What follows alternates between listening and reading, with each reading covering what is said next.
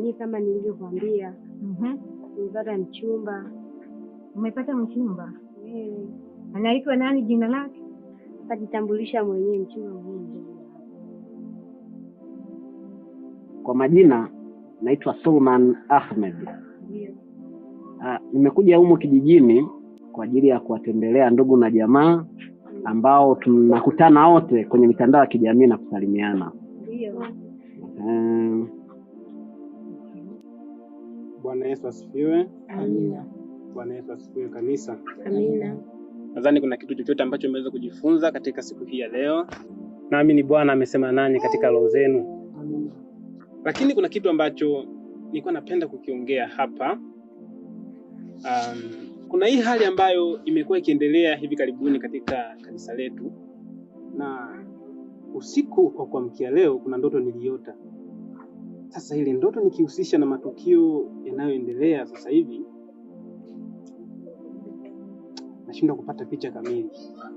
Mimi kwa asili wazazi wangu walikuwa ni hapa kijijini kule Tamkaleli kule. Tamkaleli pale ndipo wazazi wangu walipokuwa naishi, baadaye wakahamisha makazi yao jijini Mwanza. Kwa na mimi nimezaliwa huko, nimekulia huko, lakini bado nikawa nakutana na marafiki zangu wengine ambao tumekutana wote kupitia mitandao ya kijamii ambao wanaishi katika hiki kijiji. Kwa hiyo nikaona ni vyema nije niwatembelee, niwaone. Sasa katika pitapita yangu nilifanikiwa kuonana na huyu binti.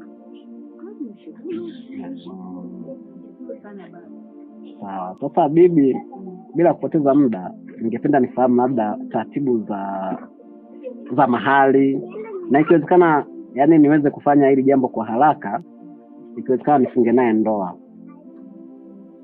Inanifanya nipate wasiwasi mkubwa kuhusiana na maendeleo ya kanisa letu.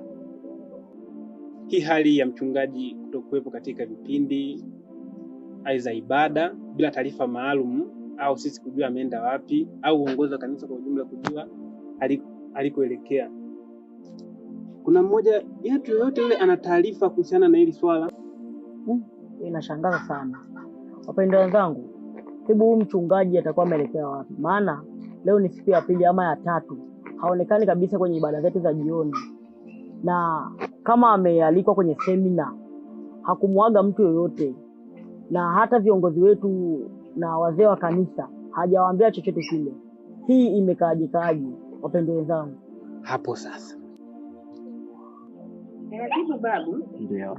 Sasa tukae na wenzangu tupange. Basi haina shida, mimi bibi, ondoa hofu. Mimi sio kijana kama vijana wengine wanaharibifu wa mtaani. Ndio maana nimechukua fursa kuja hapa nyumbani ili uweze kunifahamu. Maana ningekuwa ni kijana mharibifu, pengine tungekutana tu huko njiani na wapi ukajikuta labda nimemharibia maisha yake au nifanyaje kama walivyo wengine. Lakini mimi nina nia dhati kabisa, nahitaji nifunge naye ndoa nikaishi naye. Ila mimi na wazi. Hao atakuwa ameogopa. Ameogopa? Yaani aogope nini sasa? Kwa maana kama mnakumbuka kuna kipindi nilishai kumwambia anisaidie maombi. Akaniambia nifuate nyumbani kwake jioni. Lakini nilipofika pale, mchungaji alifanyia vitu ambavyo hata mimi kiukweli nilishangaa. Yaani alifanya vitu gani ambavyo ulishangaa? Yule mchungaji alinitongoza. Tongoza?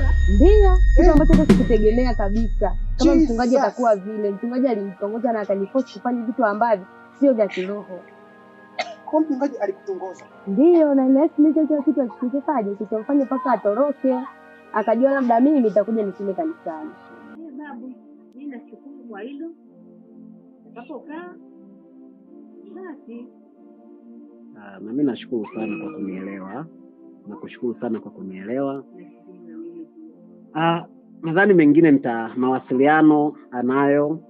Atakuwa atanipa taarifa zaidi kwamba lini mmepanga na lini nije ili taratibu nyingine ziweze kuendelea. Basi nashukuru, mimi nadhani waache. Haya basi. Tutaonana nadhani kipindi kingine. Haya basi. Ngoja kwanza. Unachokiongea kina ukweli ndani yake kabisa? Ndio, kina ukweli na ninahakikisha kabisa mchungaji alinitongoza. Ndio. na tangu siku ile sijamuona tena. Huenda toka ile siku aliamua kutoroka, ndo sijajua. Sasa vipi na kwa habari ya huduma? Kwa hapo mimi nilikopo naona kwamba hizi ibada za jioni pamoja na kanisa tukuachie wewe, kwa maana kama mchungaji ndio kama hivyo alivyoondoka na tujui kama atarudi lini au hatarudi kabisa, inabidi tukuachie tu wewe. Kanisa tuliache chini ya uongozi wako, au nyewe mnasemaje? Ndio. Mnachokiongea watumishi ni sawa, kwa sababu huduma haiwezi kusimama kwa sababu ya mtu mmoja. Sisi lazima tusonge mbele katika Bwana. Haleluya. Amina. Basi tufumbe macho tuweze kuombeana baraka. Baba Mungu uliye hai, tazama wana wako uko mbele yako. Kama mama akilazimisha wewe mwanaume yake mmoja mwanangu. Hapana, usifike kwenye kujua mwanangu, tuongea naye atanielewa. Sasa mama hataki na wewe nitafanyaje? Usijali. Tuongea naye, ikishindikana mnatoroka. Sawa. Tazuilia majibu yako utakuwa mama. Maana kama mnatoka na mnagopa kumwambia. Hata usijali. Rafiki yangu hongera. Asante. Hadi nakuamana. Anaonekana na hela. Bora yako. Hongera shoga yangu jamani. Hadi nakutamani. Nakushukuru mjukuu wangu. Na wewe uache umapepe. Usio kama dada yako. Kwanza dada yako ameenda wapi? Sijui. Simuoni kabisa hapa nyumbani. Sijui hata ameenda wapi. Ila alisema anaenda kijiji jirani huko kwa mke wa Kevi. Nasema anarudi saa ngapi? Nahisi itakuwa saa 2. Maana yake mimi mwenyewe aliniambia kwamba anaenda tu kwa mke wa Kevi basi. Nahisi itakuwa saa 2 saa 3 hivi.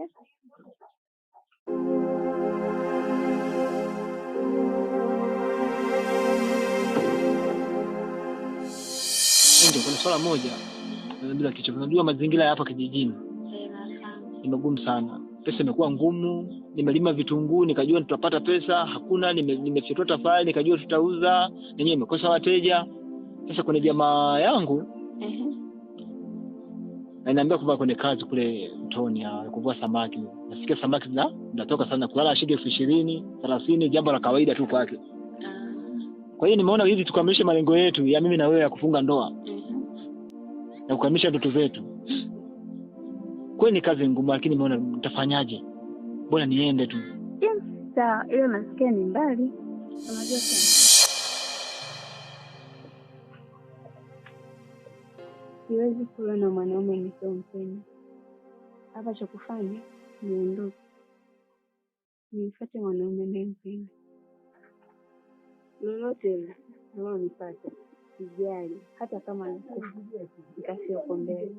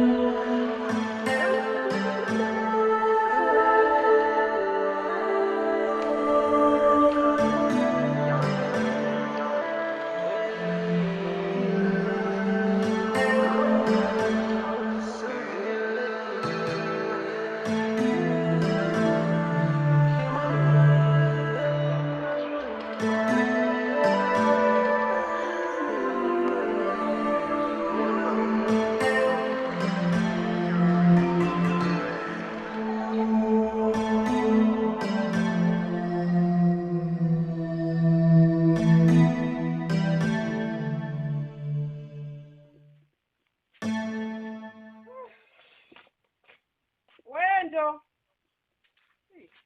Tunatoka kaenda wapi?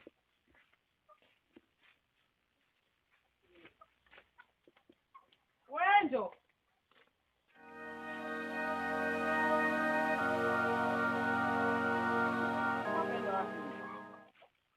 Kaenda kwa yule mpumbavu wake. Yaani, najua tu nitaenda kwa yule mpumbavu wake. Yaani akirudi hata nikuta hapa. Mjinga mkubwa huyu.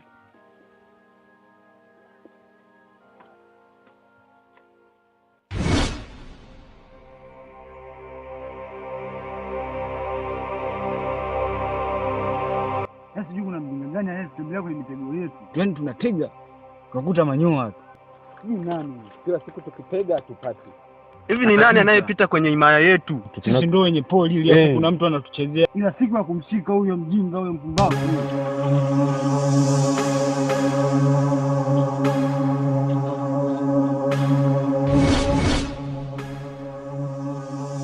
Anakuruhusu nani kuingia? Umeagizwa na nani?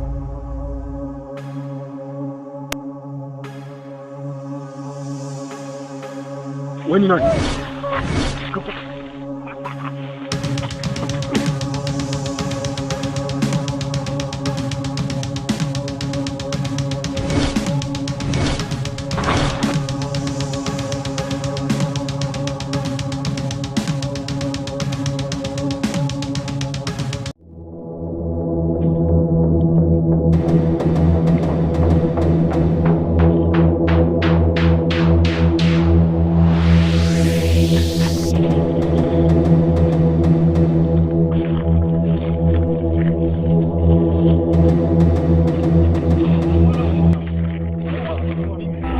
Yaani inaonekana yeye ametumwa huyu. Mtoto wa kike atatushindaje huyu? Yaani haiwezekani mtoto wa kike aonekane kwenye Tafuta huko. hii himaya yetu tutamsaidia. Haiwezekani.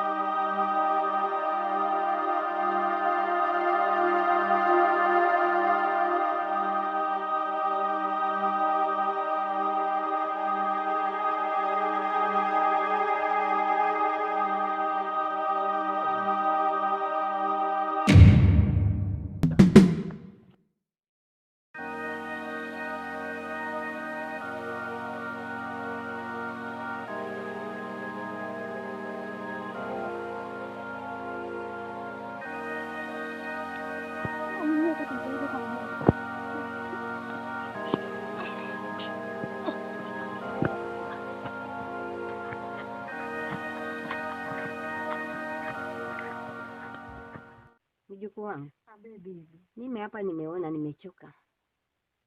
nimechoka kukutunza. Umekuwa mzigo. Ukiniangalia mimi mjukuu wangu, mimi ni mbovu. Kwa nini usipate mchumba uolewe? Bibi, mimi nampata wapi mchumba bwana? Na wachumba wenyewe sasa hivi wanasumbua. Sasa ukisema hivi nategemea nini? Mimi nimechoka. Yeye anakuambia pata mchumba uolewe. Wanaume wengi sana wanaotafuta wachumba, lakini wewe unakataa, unataka mimi nibebe msalaba kukutunza wewe na mtoto. Mimi nimechoka. Bibi, ukiangalia kama baba yake na huyu mtoto amenizalisha na kunitelekeza. Nikimwambia anasema wewe lea tu utaniletea mtoto akikua. Sasa hivi wewe ndio unayehudumia eti sasa hivi tena nitafute mwanaume. Labda ngoja tusubiri riziki yangu Mungu akinipa. Sasa kweli unaweza kunitegemea mimi kweli mimi mzee hivi na ubovu wangu huu? Unioni wewe? Bibi, labda nishauri mimi nifanyeje labda? Mbona mama mimi nimekuwa. Wewe olewa bwana. Naolewa na nani bibi kwa karine ya sasa hivi wanavyosumbua? Wewe hutaki kuolewa kwa sababu kiangalia sura yako wewe hiyo, mjukuu wangu. Wewe ni mjukuu wangu na kuona wewe ni mzuri sana. Kwa nini usiolewe? Una gundu gani wewe? Bibi, mimi sio kwamba yani wachumba mimi naowapata mimi nawaona tu wote wanazingua. Ukiangalia hata vijana wenyewe sasa hivi wanasumbua kweli bibi. Sasa nakwambia hivi. Wewe kama una gundu, nikakutafutie dawa uoge. Mkosi ukutoke. Bibi, labda wewe angalia utakavyoona. Kwa sababu ukiangalia sura yako hiyo sio ya ku unaweza ukadolewa kuolewa wewe. Wewe mjukuu wangu ni mzuri sana lakini basi tu.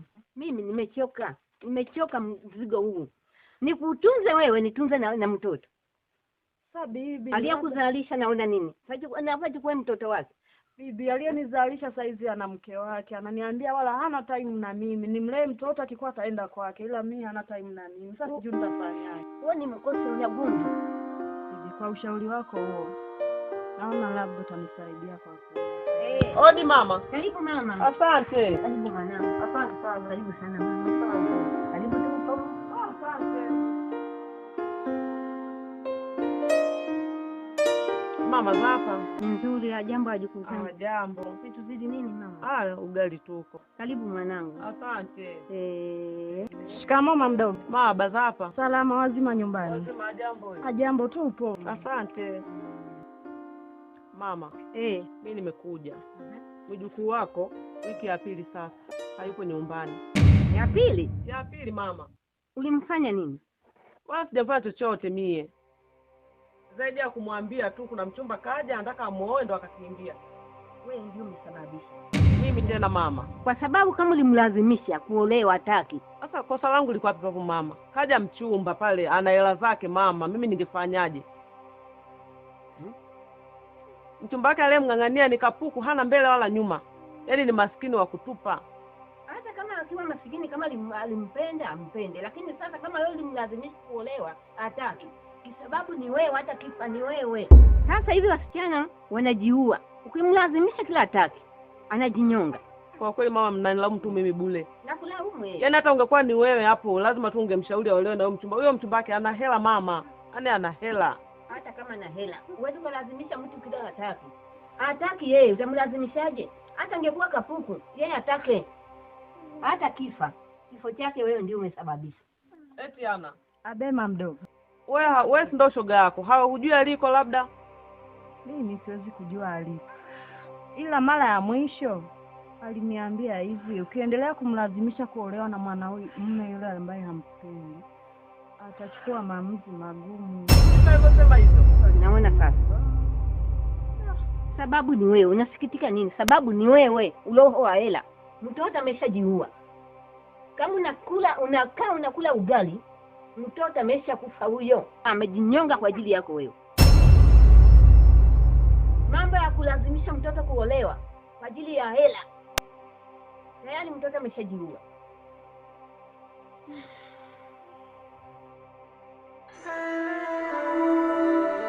Nenda wapi sasa? Unamtafutia wapi?